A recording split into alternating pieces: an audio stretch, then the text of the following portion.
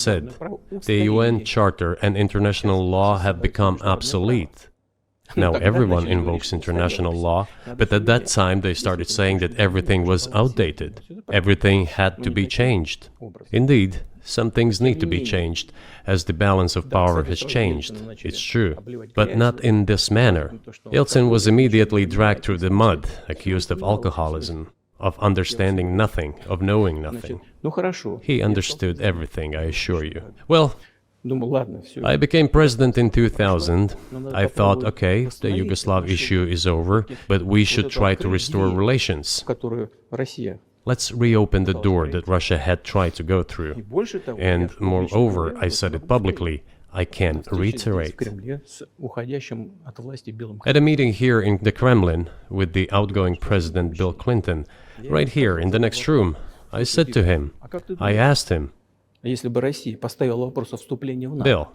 do you think if Russia asked to join NATO, do you think it would happen? Suddenly he said, you know, it's interesting. I think so. But in the evening, when we met for dinner, he said, you know, I've talked to my team. No, it's not possible now. You can ask him. I think he will watch our interview. He'll confirm it. I wouldn't have said anything like that if it hadn't happened. Okay. Were you sincere? It's impossible now. Would you have joined NATO? Look, I asked the question, is it possible or not? And the answer I got was no. If I was insincere in my desire to find out what the leadership position was... But if he had said yes, would you have joined NATO? If he had said yes, the process of rapprochement would have commenced, and eventually it might have happened, if we had seen some sincere wish on the other side of our partners. But it didn't happen. Well, no means no. Okay, fine. Why do you think that is? Just to get to motive, I know you're clearly bitter about it. I understand. But why do you think the West rebuffed you then? Why the hostility? Why did the end of the Cold War not fix the relationship? What motivates this from your point of view? You said I was bitter about the answer. No, it's not bitterness. It's just a statement of fact. We're not bride and groom, bitterness, resentment. It's not about those kind of matters in such circumstances. We just realized we weren't welcome there, that's all. Okay, fine. But let's build relations in another manner. Let's look for common ground elsewhere. Why we received such a negative response, you should ask your leaders. I can only guess why. Too big a country with its own opinion and so on. And the United States, I've seen how issues are being resolved in NATO. I will give you another example now concerning Ukraine. The US leadership exerts pressure, and all NATO members obediently vote, even if they do not like something. Now, I'll tell you what happened in this regard with Ukraine in 2008, although it's being discussed. I'm not going to open a secret to you, say anything new. Nevertheless, after that we tried to build relations in different ways. For example, the events in the Middle East, in Iraq. We were building relations with the United States in a very soft, prudent, cautious manner. I repeatedly raised the issue that the United States should not support separatism or terrorism in the North Caucasus. But they continue to do it anyway. And political support, information support, financial support, even military support came from the United States and its satellites for terrorist groups in the Caucasus. I once raised this issue with my colleague, also the President of the United States. He says, "It's impossible. Do you have proof?" I said, "Yes." I was prepared for this conversation, and I gave him that proof. He looked at it, and you know what he said? I apologize, but that's what happened. I'll quote. He says, "Well, I'm gonna kick their ass." We waited and waited for some response. There was no reply. I said to the FSB director, "Write to the CIA, what is the result of the conversation with President?" He wrote once, twice, and then we got a reply. We have the answer in the archive. The CIA replied, "We have been working with the opposition in Russia. We believe that this is the right thing to do, and we will keep on doing it." Just ridiculous. Well, okay. We realized that it was out of the question. Forces in opposition to you. So you're saying the CIA is trying to overthrow your government. Ну, конечно, имелось в виду в данном случае. Of course, they meant in that particular case the separatists, the terrorists who fought with us in the Caucasus. Они их называли. That's who they called the opposition. Это вот второй момент. This is the second Очень point. важный. The third moment is a very important one, is the moment when the US missile defense system was created. Начало. The beginning. И мы долго уговаривали. We persuaded for a long time not to do it in the United States. Меня пригласили в Moreover, отец Буша after was invited by Bush Jr.'s father, Bush Sr., to visit his place on the ocean, Там состоялась очень серьезная беседа, I had a very serious conversation with President Bush and his team. чтобы I proposed that the United States, Russia, and Europe jointly create a missile defense system that, we believe, как мы считаем, if created unilaterally, threatens our security, despite the fact that the United States officially said that it was being created against missile threats from Iran.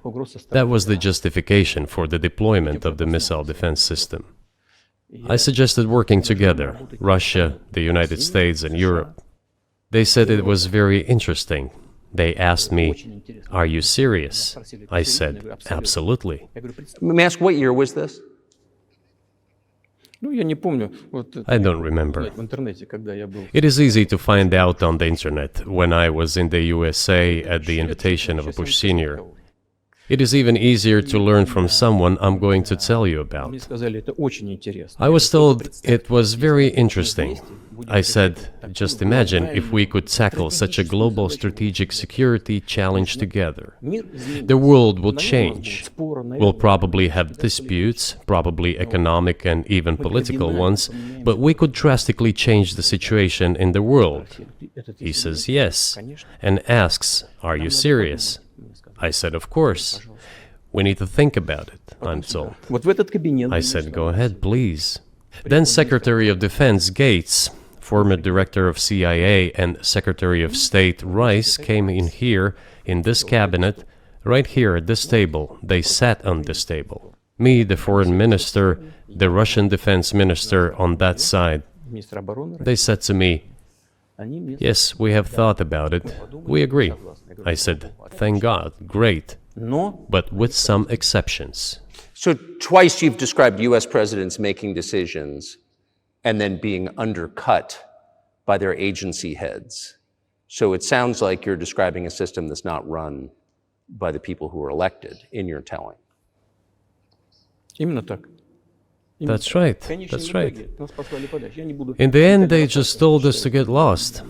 I'm not going to tell you the details because I think it's incorrect. After all, it was confidential Наше предложение conversation. было отклонено. But our proposal was declined. That's a Тогда, fact. именно тогда я сказал, It was right then when I said, "Look, but then we will be forced to take countermeasures. будем создавать такие We will удары. create such strike systems that will certainly overcome missile defense Ответ systems." был такой. Мы The answer was, "We are not doing this against you, and you do what you want," не против assuming that it is not against us, not against the United States. гиперзвуковые системы. I said, "Okay. Very well." Межконтинентальные. That's the way it went. And we created hypersonic systems with intercontinental range, and we continue to develop them. We are now ahead of everyone, the United States and the other countries, in terms of the development of hypersonic strike systems, and we are improving them every day. Сделали. Мы But it wasn't предлагали us. пойти другим. We proposed to go the other way, and we were pushed Теперь back. по поводу расширения НАТО на восток. Now, Ну, about обещали. NATO's expansion to the Никакого east. НАТО на восток. Well, we were promised no NATO to the east, not an inch to the east, as we were told. And then what? Что сказать? Ну, They said, well, it's not enshrined on paper, so we'll expand. 5 расширений. So there were 5 waves of expansion, the Baltic states, the whole of Eastern Europe, and so on. И вот теперь главное. And now I come to the main thing, They have come to the Ukraine ultimately. In 2008, at the summit in Bucharest, they declared that the doors for Ukraine and Georgia to join NATO were open. Now about how decisions are made there. Germany, France seem to be against it, as well as some other European countries. But then, as it turned out later, President Bush, and he's such a tough guy, a tough politician, as I was told later, he exerted pressure on us and we had to agree. It's ridiculous, it's like kindergarten. Where are the guarantees? What kindergarten is this? What kind of people are these? Who are they? You see, they were pressed, they agreed. And then they say, Ukraine won't be in the NATO, you know? I say, I don't know. I know you agreed in 2008. Why won't you agree in the future? Well, they pressed us then. I say, why won't they press you tomorrow? And you'll agree again. Well, it's nonsensical. Who's there to talk to? I just don't understand. We're ready to talk. But with whom? Where are the guarantees? None. So they started to develop the territory of Ukraine. Whatever is there, I have told you the background, how this territory developed, what kind of relations there were with Russia. Every second or third person there has always had some ties with Russia. And during the elections in already independent, sovereign Ukraine, which gained its independence as a result of the Declaration of Independence, and by the way, it says that Ukraine is a neutral state, and in 2008, suddenly the doors or gates to NATO were open to it. Oh, come on. This is not how we agreed. Now, all the presidents that have come to power in Ukraine, they relied on electorate with a good attitude to Russia in one way or the other.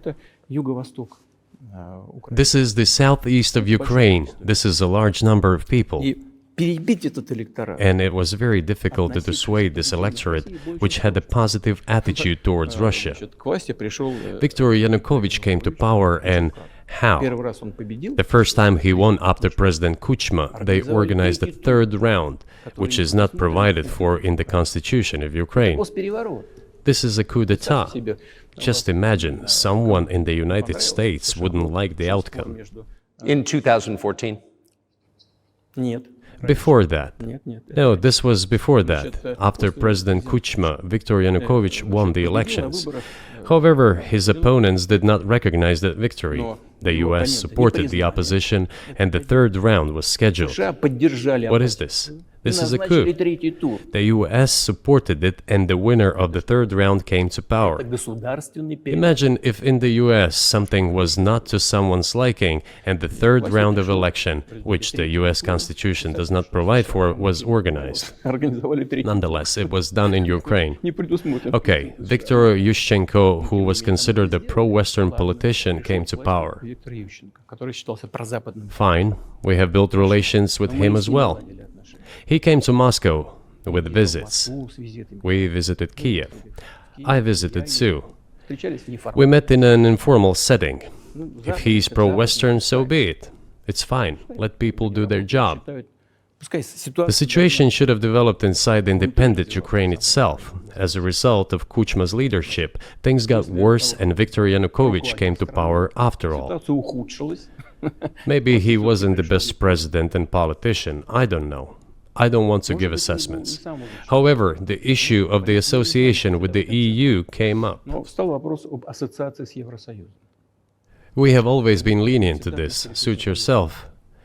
But when we read through the Treaty of Association, it turned out to be a problem for us, since we had a free trade zone and open customs borders with Ukraine, which under this association had to open its borders for Europe, which would have led to flooding of our market. We said, no, this is not going to work. We shall close our borders with Ukraine then. The customs borders, that is. Yanukovych started to calculate how much Ukraine was going to gain, how much to lose, and said to his European partners, I need more time to think before signing. The moment he said that, the opposition began to take destructive steps which were supported by the West. It all came down to Maidan and a coup in Ukraine. So he did more trade with Russia than with the EU? Ukraine did. Ну, конечно. Ну, конечно, конечно. Of course. It's not even the matter of trade volume, although for the most part it is. It is the matter of cooperation size, which the entire Ukrainian economy was based on. The cooperation ties between the enterprises were very close since the times of the Soviet Union. One enterprise there used to produce components to be assembled both in Russia and Ukraine,